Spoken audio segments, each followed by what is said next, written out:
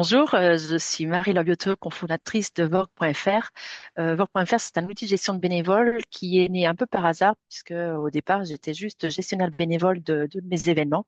Et c'est en faisant des erreurs, c'est en ayant le besoin de rechercher toujours des nouveaux bénévoles que l'idée ou la recherche au départ d'un outil et l'idée de créer l'outil est née.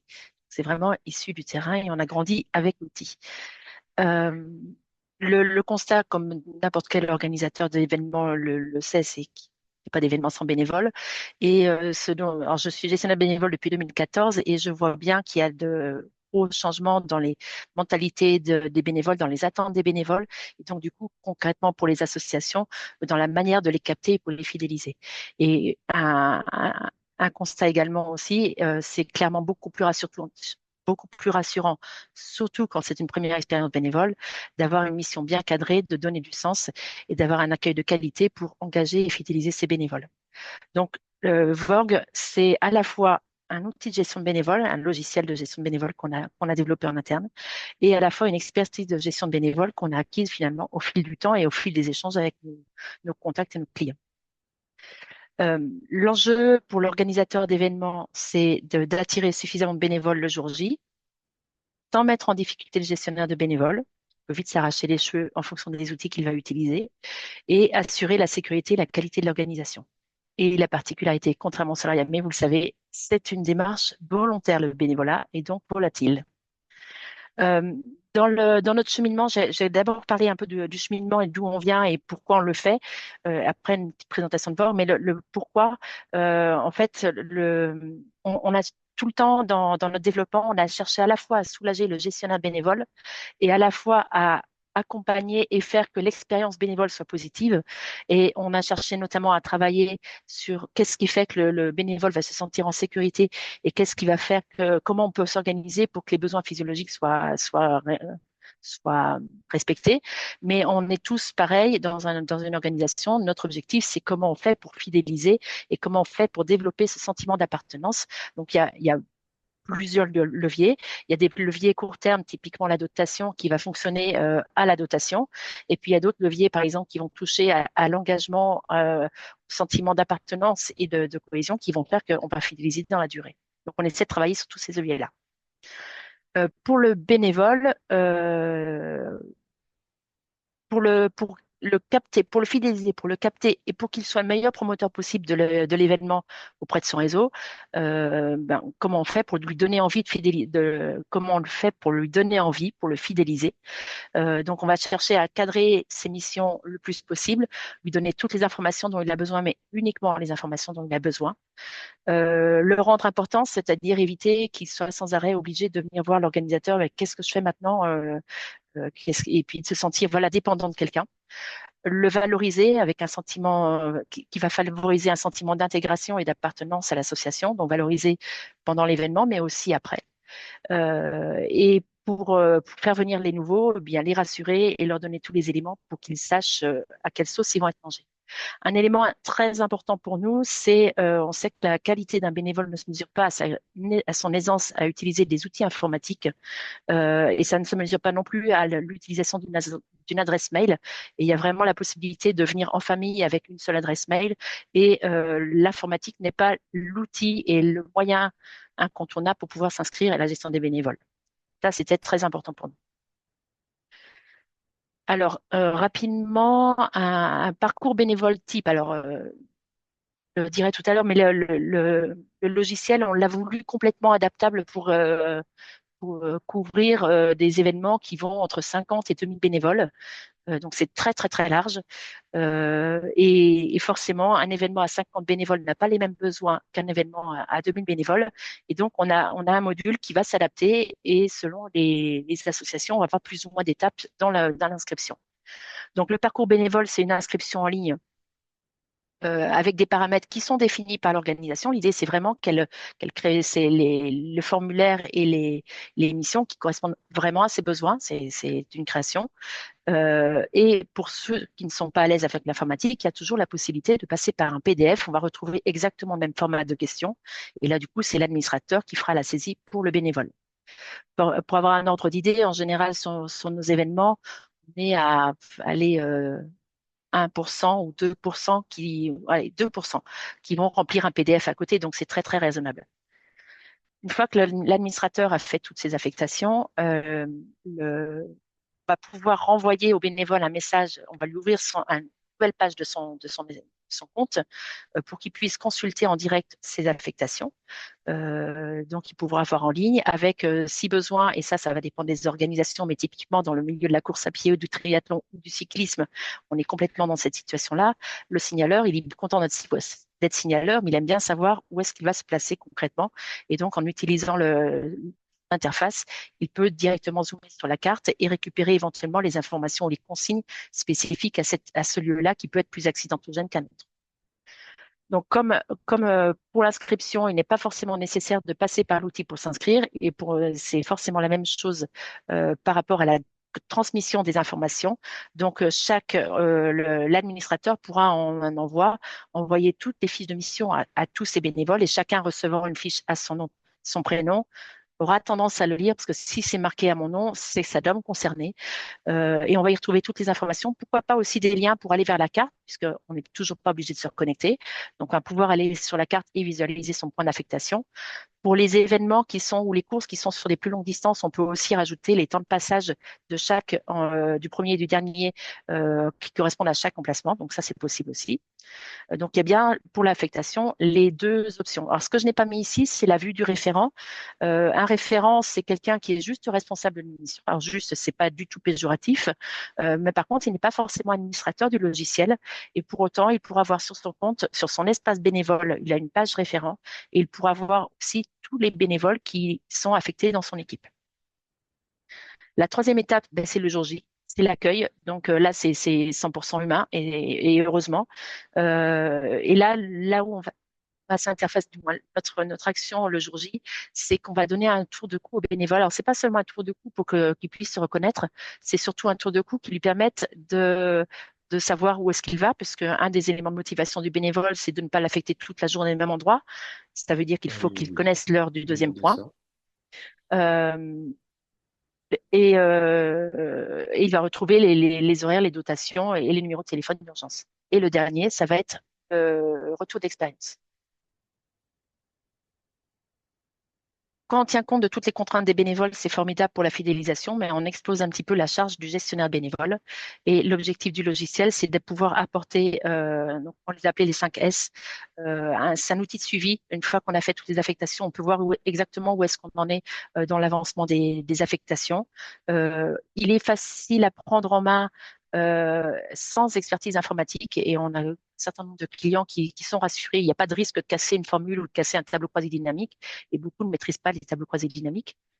Euh, il est collaboratif, on peut être à plusieurs administrateurs et adaptable aussi, c'est-à-dire que si on change d'équipe, il n'y a pas aucun problème pour changer d'équipe, changer les noms des administrateurs, ce qui fait qu'on va sécuriser l'organisation, les données, mais l'organisation, puisque les informations concernant la gestion de bénévoles, elles appartiennent bien à l'association et non pas aux bénévoles. Et ce qui nous est le plus souvent ressorti comme étant l'élément le plus important finalement dans l'utilisation de Borg, c'est qu'au final, le gestionnaire bénévole, il va trouver beaucoup de sérénité et du gain de temps par la fiabilité et par l'utilisation du l'outil. Au total, on a quelques exemples ici. Le logiciel génère une quarantaine d'états. Dans l'idée, c'est encore une fois, on n'est pas obligé d'être un expert d'informatique, on n'est pas obligé de retriturer les tableaux croisés dynamiques. On va pouvoir éditer les documents qui sont déjà dans le logiciel. Donc, là, c'est juste une vue, je ne vais être pas plus loin, la vue de l'espace administrateur. Dans l'idée, toujours dans le même chemin que le bénévole, on va toujours suivre le rythme de cycle de vie de réalisation finalement de l'événement. Et au fur et à mesure des étapes, on va aller sur les différentes actions qui concernent les différentes étapes. C'est un outil de planification, de pilotage, de communication, puisqu'on va intégrer le public postage et l'envoi de SMS.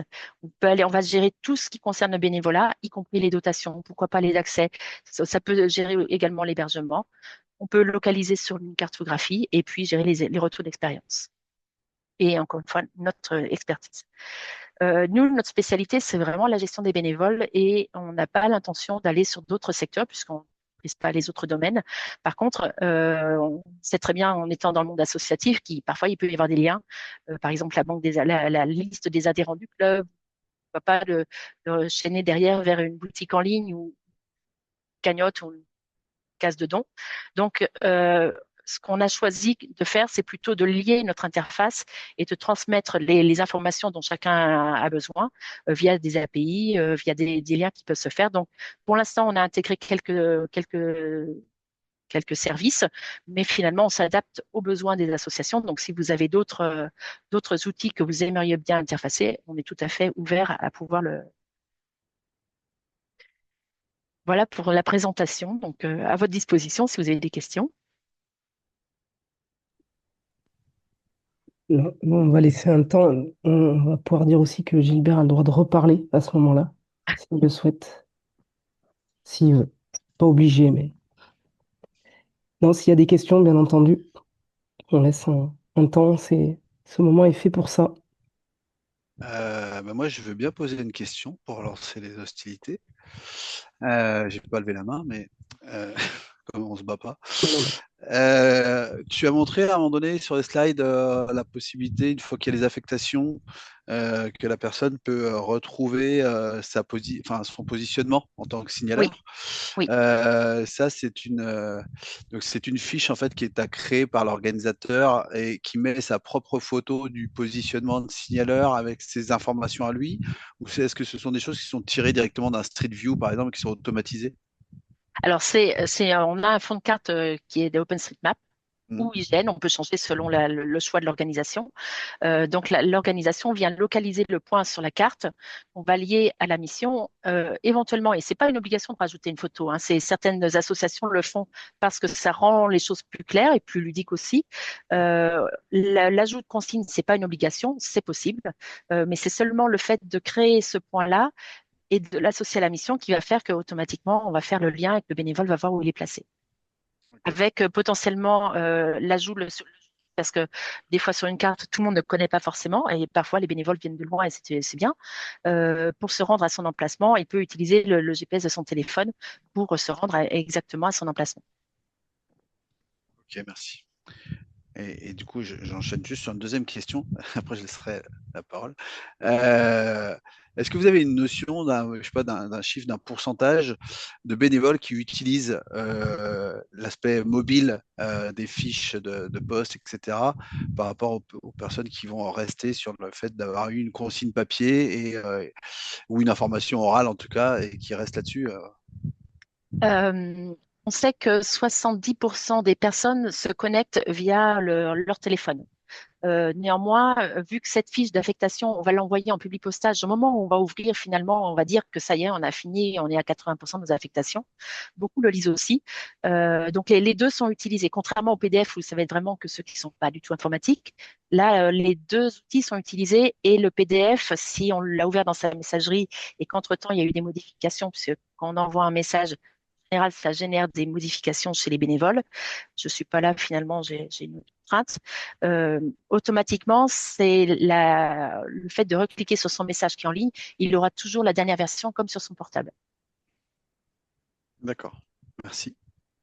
Et il pourra aussi pointer le fait qu'il l'a fait, qu'il a vu sa fiche d'affectation sur son compte ou sur la fiche. Et l'administrateur sera en mesure de savoir qu'effectivement il l'a vu. On n'a pas voulu quelque chose d'automatique puisque l'automatisme n'est jamais 100% fiable. Moi, la seule chose qui soit fiable, c'est la personne a cliqué sur le bouton.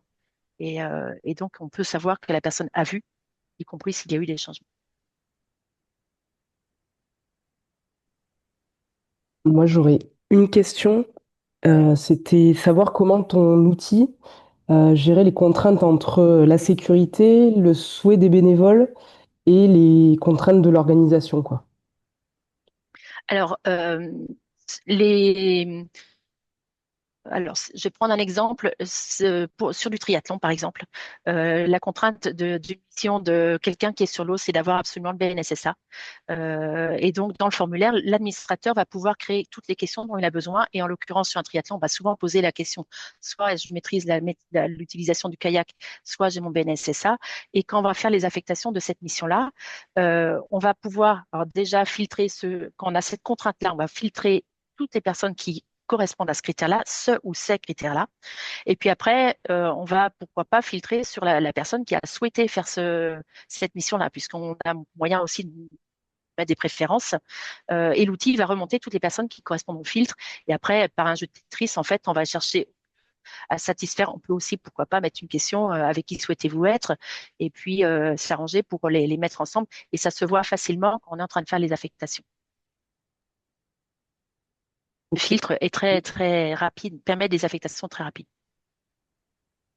d'accord. Ben, j'enchaîne juste, j'ai une deuxième question. C'était sur l'espace administrateur où ça suit les étapes, enfin, configurer, recruter, affecter, diffuser, etc. Euh, pour toi, c'est quelle phase, du coup, pour un organisateur qui fait gagner le plus de temps? Euh, la première année, la partie paramétrage est importante. Et forcément, il faut identifier toutes les missions, il faut définir tous les besoins. Et parfois, le fait de créer un outil oblige à se structurer parce que parfois, des associations n'ont pas défini toutes ces contraintes horaires. Parfois, on adapte sur place un petit peu. Avec l'outil, il faut forcément le faire. Donc, la première année, il y a un petit peu de temps à y passer. Euh, Au niveau des affectations, clairement, on y passe beaucoup plus de temps. On a gagne beaucoup de temps sur la partie affectation dès la première année parce que les retours qu'on a, c'est ben, en fait, je m'en bien un petit peu, j'étais secouée, j'étais prêt. Et on a ce retour-là assez régulièrement. Donc ça, c'est la première année. Et la deuxième année, on gagne également énormément de temps sur la partie paramétrage puisqu'on va réinitialiser l'espace. Et quelque part, si l'événement n'a pas beaucoup de changements, même s'il y a toujours des adaptations à faire, on peut toujours améliorer les choses. Par exemple, avec les retours d'expérience des bénévoles, quelque part, en 10 minutes, un quart d'heure, on peut relancer l'appel à bénévoles. Donc là, on gagne énormément de temps. Ok, merci. Et on gagne du temps sur la communication aussi, parce que le fait de donner les bonnes informations, de transmettre exactement les informations et juste les informations dont chacun a besoin, ça va générer beaucoup moins de mails à traiter, puisque les bénévoles bah, savent à quelle sauce ils vont être mangés et n'envoient pas de mails à l'organisation. Et est-ce que toi, du coup, tu as un exemple un peu concret d'un organisateur qui, en utilisant Vorg, a augmenté la fidélisation de ses bénévoles? Bah, mon club déjà, mais je suis pas du tout objective. Donc non, il y en a beaucoup dans le sens où et je l'ai entendu sur un jeune justement qui arrivait pour sa première fois. Avant d'avoir reçu ses fiches d'affectation, il avait beaucoup de questions parce qu'il n'avait pas encore reçu sa fiche et le jour de la réunion des bénévoles, il est venu très serein avec sa fiche. Je ne lui ai pas demandé de les imprimer. Il est venu avec sa fiche et non seulement il est venu avec sa fiche, mais il est venu avec un ami. Et je l'ai entendu dire en fait à cet ami-là, tu vas voir, t'inquiète pas, tu vas avoir toutes les informations, ça va bien se passer. Et c'était spontané, il savait pas qui j'étais, donc bon voilà, vous le croyez ou pas, mais en tout cas c'est un témoignage entendu. Mon retour. Je vais peut-être laisser la parole à d'autres.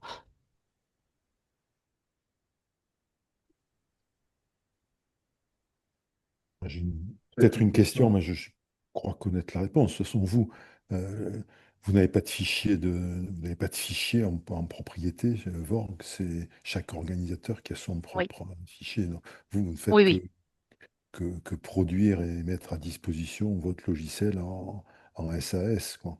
C'est bien ça. exactement.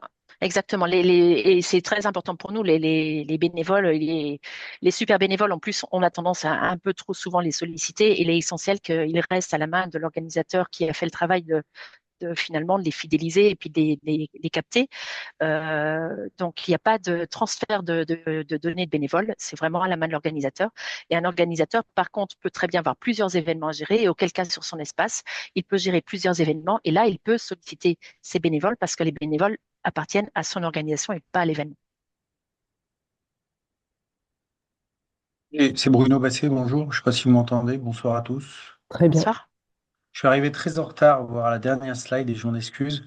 Du coup, j'ai pas pu étudier, mais le seul exemple que j'ai entendu concernait le bénévole qualifié pour le secours aquatique. Donc moi, ça m'intéresse de savoir si du coup la requête de qualification est un élément clé ou qui est utilisé régulièrement pour l'approche secours ou santé secours, à partir du moment où on sait tous que ce sujet-là est un sujet éminemment engageant en termes de responsabilité, éminemment réglementé en cas de recours, pas vu, pas pris, pas de problème. Donc quel est votre retour d'expérience sur ce point-là et du coup, moi, ça m'intéresse en dehors de cette présentation en tête à tête, d'envisager une discussion un peu plus approfondie sur le sujet si vous avez un retour d'expérience. Donc, pour que la sécurité, c'est ça, hein. Ouais, Comment le secours. sécuriser? Là, c'est le secours, le secours. Le secours, alors on peut les intégrer dans le. Alors, dans quel sens le secours? Je ne vais pas répondre à côté. Non, mais le BNSSA, il peut avoir deux Oui, missions, soit une mission de secours, soit une mission de sécurisation. Dans oui, un cas comme dans l'autre, il doit disposer d'un agrément de sécurité civile, soit dans le cadre d'une association agréée de sécurité civile pour faire des missions de secours à personne, soit dans le cadre d'un agrément de sécurité civile pour faire de la sécurisation d'un dispositif de plan d'eau. J'ai envie de dire, peu importe. On est sur une activité où le bénévole rentre dans un champ de compétences où il y a des qualifications, quels qu'ils soient, hein, oui. qui sont là visiblement mis en exergue dans l'outil. Alors, disons que dans l'exemple, c'était l'association en avait besoin dans ce dans le triathlon, en tout cas, on en a besoin. Chaque organisation va mettre les critères de sécurité qui concernent son activité. Donc, il y en a, ça va être l'eau, effectivement, et en fonction de la réglementation, on peut créer le formulaire qui nous convient et derrière, on peut affecter les personnes en fonction, respecter justement cette réglementation. C'est pas l'outil qui va structurer cette partie-là, mais l'association peut tout à fait le faire parce qu'on a des associations, là on parle de sport, mais on travaille aussi dans le monde du culturel et pourquoi pas caritatif, rassemblement, c'est très très large. Donc on n'impose pas de réglementation, par contre l'organisateur peut tout à fait le faire et le paramétrer et l'utiliser pour ses affectations. On peut même aller un peu plus loin, c'est qu'on peut le faire via des filtres, mais c'est pas exclusif. On a certaines missions où c'est vraiment exclusif. Si on n'a pas ce diplôme-là, la mission ne sera même pas proposée aux bénévoles. Parfait, parfait. Merci. Vous travaillez avec beaucoup d'organisateurs aujourd'hui? On travaille avec pour l'instant 250 organisations et on couvre 320 événements. Et on a beaucoup, à 84% de récurrence, donc c'est, ça nous va bien. Le modèle économique, enfin, pour utiliser la solution, pardon, c'est un abonnement annuel, c'est un forfait au nombre de bénévoles, comment ça fonctionne? C'est un mix de tout ça. En fait, on a une tarification, on a créé trois modules. Dans lequel il y en a un qui est le premier, il va permettre de gérer 100 bénévoles, il n'a pas beaucoup d'options. Le deuxième va permettre d'aller jusqu'à 250 bénévoles avec un peu plus d'options. Et la Royale, un peu 600 bénévoles et encore un peu plus d'options. On a aussi d'autres options complètement à la carte et vraiment complètement adaptables. Et une fois qu'on a une offre, en fait, dans notre base client, c'est exceptionnel les orgas qui n'ont que l'offre de base. En général, on adapte toutes nos débrayables et modulables. Et donc, on fait vraiment en fonction des besoins de chacun. Aussi, pourquoi pas aussi sur le nombre de bénévoles. Si on a 110 bénévoles, on ne va pas passer à l'offre optimale. On va rajouter 50 bénévoles. Tout est vraiment débrayable. Et aujourd'hui, on est sur un panier moyen qui a 650 euros. C'est vraiment avec des très, très grandes disparités. Et ça s'adapte vraiment à tout type d'événement. Moi, je me présente, Bertrand Pillon. Donc, je suis le gérant une agence qui s'appelle Yaka Events, Yaka Chrono, basée à Mâcon, en Saône-et-Loire. Mince, ça clique. Tac, voilà. Donc, rapide retour sur l'historique de cette entreprise que j'ai créée en 2008 dans le département de l'Ain avec un vieux logo qui est bien subi depuis. Et puis en 2013, bon, migration, déménagement de l'agence et on en a profité pour aussi structurer la société en deux agences de par l'évolution de notre activité. Donc Yaka Events, qui est une agence d'événementiel, notamment dans la production d'événements sportifs, et Yaka Chrono, qui est une agence de prestation de services en chronométrage, inscription en ligne pour les organisateurs d'événements. Et on fera aujourd'hui le focus plutôt sur la partie activité de chronométrage et prestataire de services. Et donc en 2025, aujourd'hui, donc on est une agence qui représente 7 personnes temps plein dans l'agence et une quinzaine de techniciens indépendants qui interviennent tous les week-ends sur le terrain des événements sportifs. Bon, rapide retour sur les valeurs de l'entreprise. Aujourd'hui, on a une approche assez conseil, enfin vraiment portée sur le conseil auprès de nos clients, ou comment gérer son événement sportif, ayant justement cette double casquette de prestataire et d'organisateur.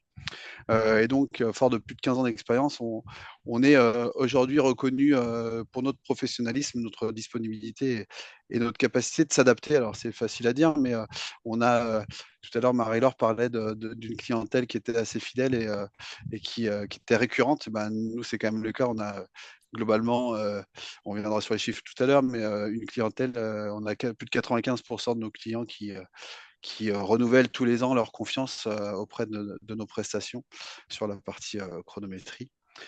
Et donc, c'est plus de 180 000 athlètes chronométrés en 2025 pour à peu près 180 événements de tout type, course à pied, cyclisme, enfin course à pied sous toutes ces formes, hein, cyclisme également et tout ce qui est sport enchaîné, triathlon, aquathlon et autres. On intervient aussi sur de la nage en eau libre et sur un peu de sport mécanique également. Ce qui démontre de cette qualité, c'est qu'aujourd'hui, la société, et ce depuis 2010, est labellisée par les deux seules fédérations françaises qui donnent des labellisations aux sociétés de chronométrie, c'est-à-dire à la Fédération française d'athlétisme, pour laquelle on est labellisé au niveau de la chronométrie, mais également au niveau de l'inscription en ligne, et puis la Fédération française de triathlon, qui a toujours, enfin, qui auparavant ne décernait que un label de chronométrie uniquement à 8 entreprises, donc, dont on faisait partie.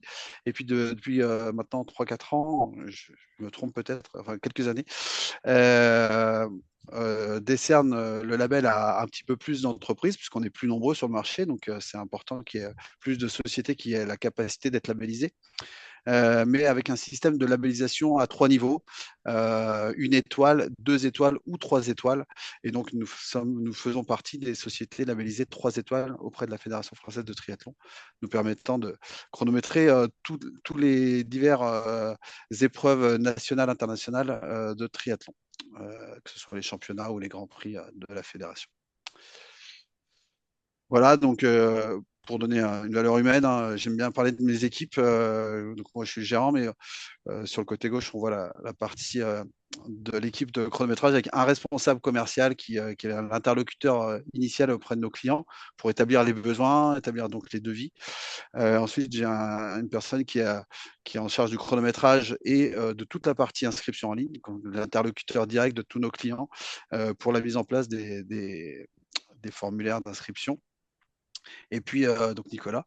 Et puis Dimitri, qui est aussi chronométreur et qui est aussi notre développeur. Donc, on en reparlera, mais aujourd'hui, on a la capacité de faire du développement spécifique pour des besoins bien spéciaux d'organisateurs qui seraient au-delà des capacités de nos outils de chronométrage. Et puis, donc, une agence d'événementiel avec un chef de projet, une chargée de développement et un chargé de communication pour travailler sur nos événements sportifs.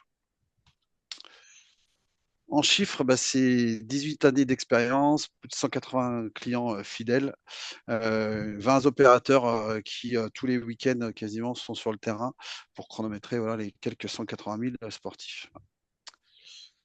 Quelques références par rapport à nos clients. Donc voilà, c'est 58 événements de course à pied, 46 de trail. On voit que c'est quand même la discipline, hein, bien sûr, qui explose en ce moment, avec notamment dans nos clients le marathon international du Beaujolais, quasiment 30 000 participants, le marathon d'Annecy, qui font 15 000 participants, différents autres, voilà, marathon de Côte chalonnaise, etc. En triathlon, l'année dernière, on a eu la chance de chronométrer les championnats d'Europe de triathlon à Vichy, différents championnats de France depuis des années qu'on a l'occasion de chronométrer. Et en VTT, on accompagne notamment la Coupe de France d'enduro VTT, toute la Coupe Auvergne-Rhône-Alpes de DH, le Vélo Vert Festival ou la Montée Nofel encore, qui sont voilà, des manifestations importantes sur le territoire français. Et puis en cyclisme, pas mal d'épreuves cyclosportives, dont notamment la Colnago, Grand Fondo, Mont Ventoux. Voilà, chaque fois des petits clins d'œil à certains adhérents de France Outdoor par la même occasion. Voilà, donc ça c'était juste pour parler de notre société, de ce qu'on, voilà, des chiffres. Vis-à-vis de nos prestations de services, aujourd'hui, donc on est avant tout une société de chronométrage sur principalement le sport de masse, hein.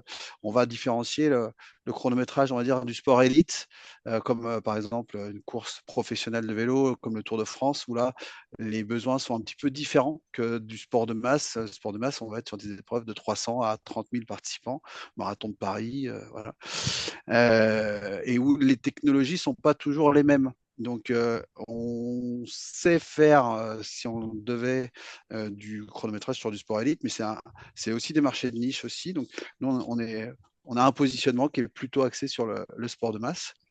Et ça se traduit par différentes technologies de chronométrage. On va parler de la puce passive, idéale donc, ouais, pour le sport de masse, et qui se traduit par une puce qui est souvent collée derrière un dossard en course à pied. Et donc là-dessus, nous, on s'appuie sur deux technologies de fournisseurs de matériel qui sont Chronotrack et Race Result, qui sont aujourd'hui les deux leaders, on va dire, du marché mondial, parce qu'il y a différents fournisseurs de matériel et c'est important aujourd'hui pour une société de prestation de services de s'appuyer sur du matériel de qualité permettant d'offrir les meilleures performances pour nos clients, mais aussi pour nous, parce que si on avait du matériel qui ne marchait pas très bien, on passerait énormément de temps en post-événement à traiter des réclamations et refaire des classements. Nous, notre objectif, c'est quand même, à un moment donné, d'avoir du matériel fiable et garantir la meilleure prestation de service. Et puis, on va avoir ce qu'on appelle les puces actives, qui sont plutôt qui se matérialisent par des transpondeurs. Donc, c'est du matériel qui est réutilisé d'événement en événement et qu'on utilise plutôt pour des sports de vitesse, comme le vélo, comme le sport mécanique, le roller, mais aussi pour justement les sports enchaînés comme le triathlon, où on a besoin de passer d'une discipline, la natation, au vélo, à la course à pied. Et donc, on ne peut pas utiliser un dossard dans ce cas-là. Donc, on a besoin d'avoir un système de transpondeur qui va nous suivre d'épreuve de discipline en discipline. Voilà. Et puis, on a aussi la capacité de faire du chronométrage par système de cellules. Et pour cela, on utilise le matériel Tagewer, qui est le leader mondial sur la cellule. Donc, la cellule, c'est un système de faisceau laser qu'on va. Et à un moment de couper ce faisceau, ça va donner une impulsion et un temps de chronométrage. Cette technologie-là est utilisée sur des besoins de précision, notamment on arrive à avoir des temps au millième de seconde. Par exemple, j'ai eu l'opportunité il y a quelques années d'aller au Nicaragua pour essayer d'établir le record du monde de vitesse en descente VTT sur un volcan avec un athlète. Et donc, pour obtenir le temps le plus précis possible, on a besoin d'utiliser ce genre de technologie. Voilà. Tout ça pour dire qu'aujourd'hui, on a une capacité avec l'agence de répondre aux multitudes de besoins techniques d'un organisateur d'événements sportifs, que ce soit sur de la puce d'OSAR, que ce soit sur du transpondeur, que ce soit sur de la cellule. Et il peut même nous arriver de coupler les différentes technologies pour répondre à des besoins spécifiques. Et ça fait notre force, puisque aujourd'hui, effectivement, on ne va pas se contenter de chronométrer des courses à pied, mais on va aller sur les différentes disciplines sportives qui sont possibles et pratiquées dans le sport outdoor. À cela, on a aussi voilà, l'intégralité du matériel nécessaire pour répondre aux attentes de nos clients. Ensuite, donc, on a un accompagnement auprès de nos clients sur tout le volet inscription en ligne. Aujourd'hui, on est utilisateur de la technologie Enjuko, qui est bien connue en France et à l'étranger, ce qui nous permet d'avoir un outil fiable pour nos clients. L'intérêt qu'on va avoir, c'est qu'aujourd'hui, vis-à-vis de nos clients, on est très proche d'eux, donc on va avoir tout un accompagnement sur la création, la personnalisation des formulaires, la gestion et le suivi des inscriptions des organisateurs. Et on constate aujourd'hui de plus en plus que les organisateurs ont besoin d'être accompagnés, n'ont pas forcément toujours le temps nécessaire, ni la connaissance, ni les compétences. On organise des événements, mais de plus en plus, les organisateurs ne sont pas forcément des gens qui sont dans des fédérations affiliées. Donc, ils n'ont pas la maîtrise juridique, la connaissance générale du déroulement de la pratique sportive. Et donc, on est souvent amené à être force de conseil et ça passe dès lors de l'inscription, dès lors de la lecture du règlement de course. Et donc, tout ça, on a vraiment un travail d'accompagnement et de conseil, encore une fois, auprès de nos clients organisateurs. Voilà. On propose également aux organisateurs des solutions de tracking GPS qui peuvent se faire par des systèmes de balises GPS, mais aussi par système d'application mobile.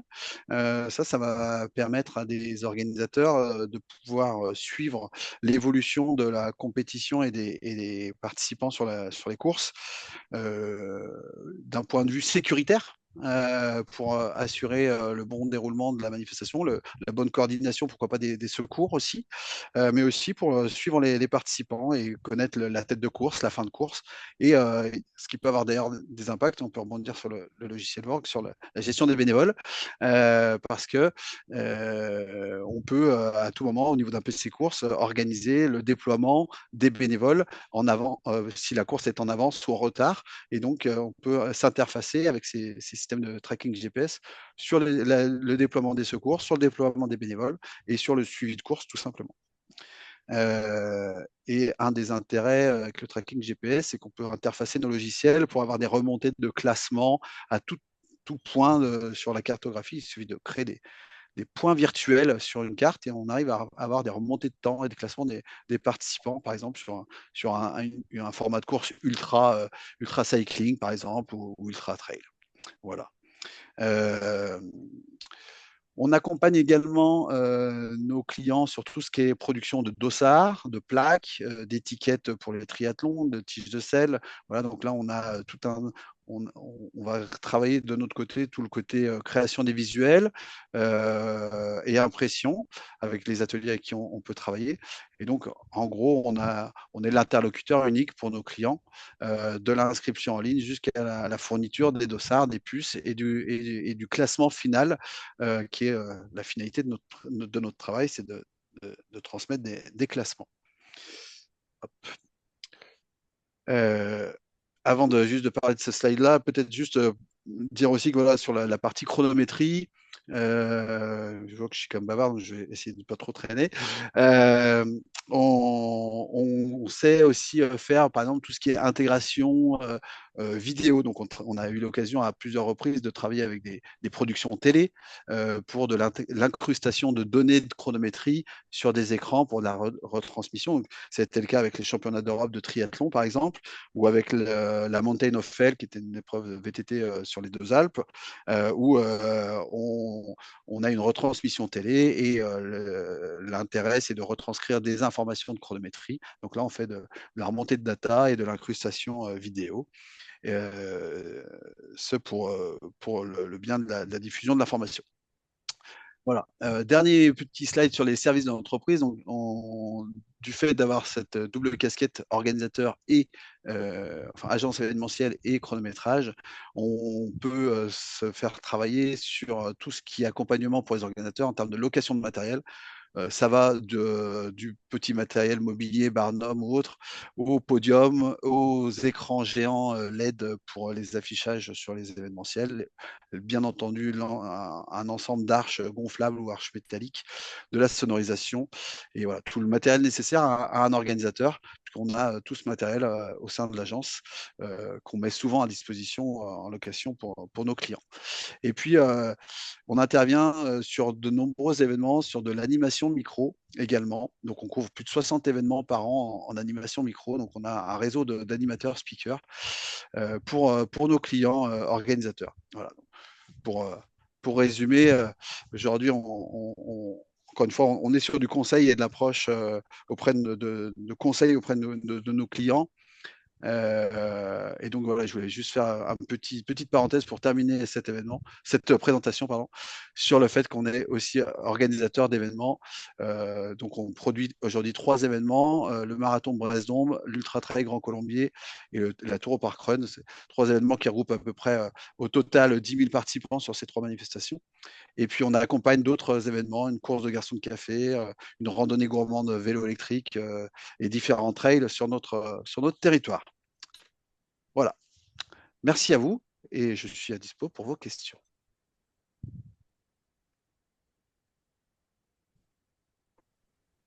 Parfait. Bon, c'est que tu as été trop clair. Je sais pas.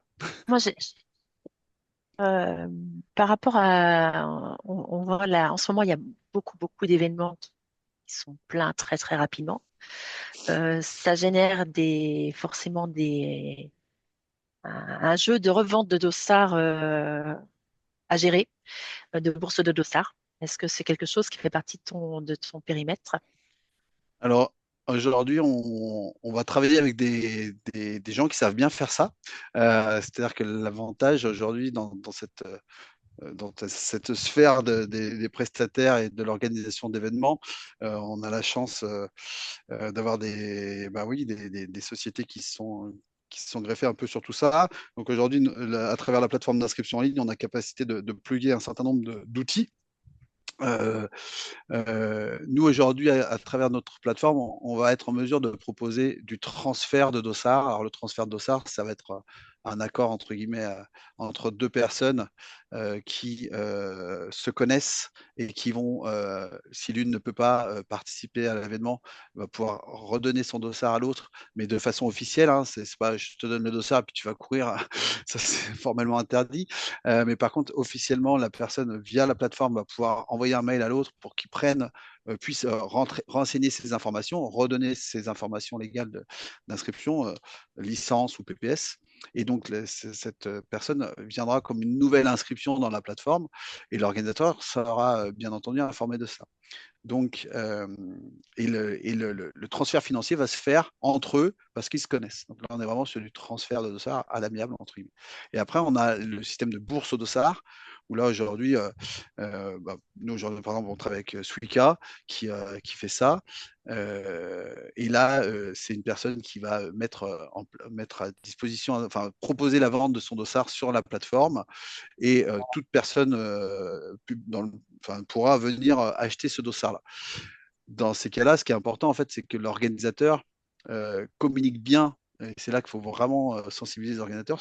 C'est que l'organisateur se doit de communiquer sur une solution unique qu'elle autorise. En fait, qu'est-ce qu'elle autorise de faire ou pas? Parce qu'effectivement, on voit de plus en plus de gens qui prennent le dossard d'un autre et même qui se permettent de poser la question en fait en disant bah, c'est pas grave si je viens courir avec le dossard d'un tel, oui c'est très grave en fait en termes de responsabilité, c'est un vrai sujet. Donc, à l'organisateur de bien communiquer sur les solutions qui l'autorisent. J'ai mis en place un système de transfert, vous pouvez le faire. Nous, on aura l'information, on aura validé les documents nécessaires. Et puis, si vous le souhaitez, on a mis en place une bourse au dossard, on passe par tel ou tel prestataire pour le faire et que l'information soit bien claire. Et ce qui évite en plus les arnaques aussi qu'on peut voir sur les réseaux sociaux.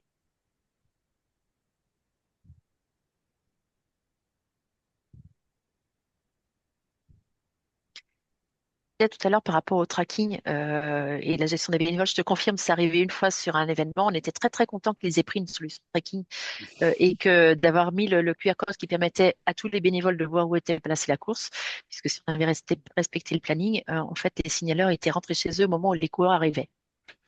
Oui, un beau décalage. Voilà, il y avait une petite erreur de calcul dans les vitesses estimées du premier et dernier.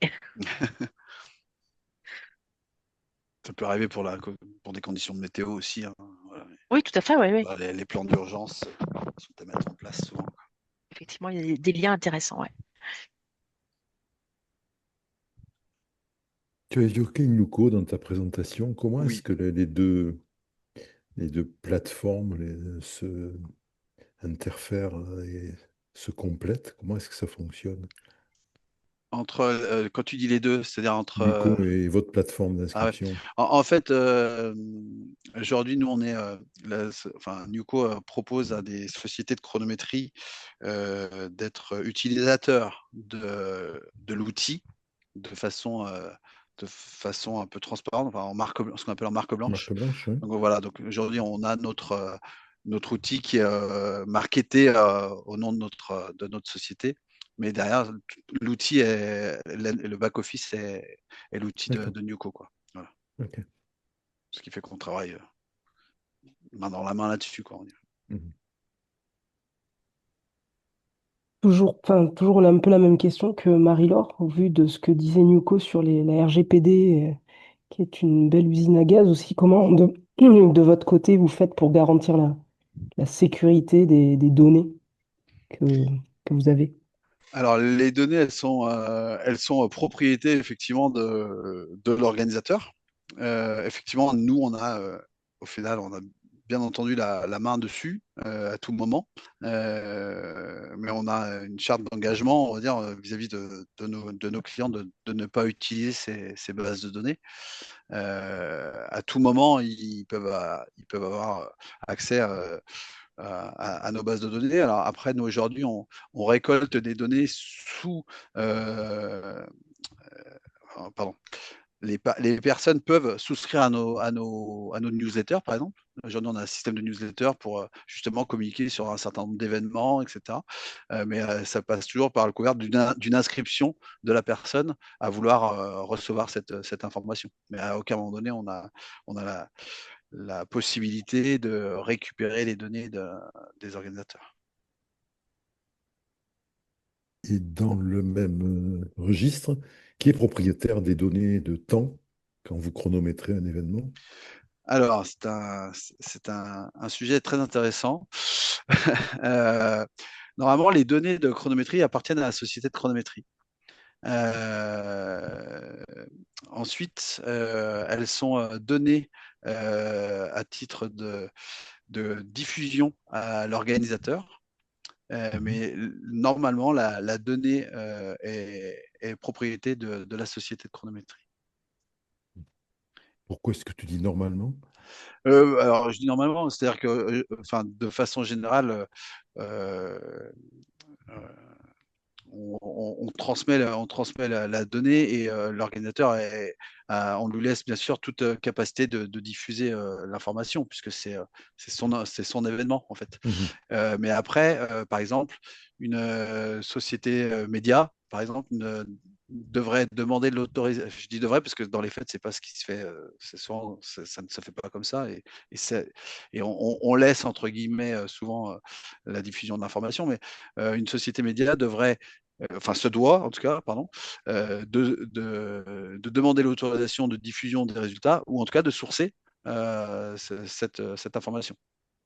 Mhm. Et je sais que ça a déjà posé problème chez certains de mes confrères avec des sociétés de diffusion de résultats qui vendent en plus, enfin qui commercialisent des espaces publicitaires sous couvert de transférer, enfin de transmettre des résultats. Donc il y a une vraie question de propriété là-dessus.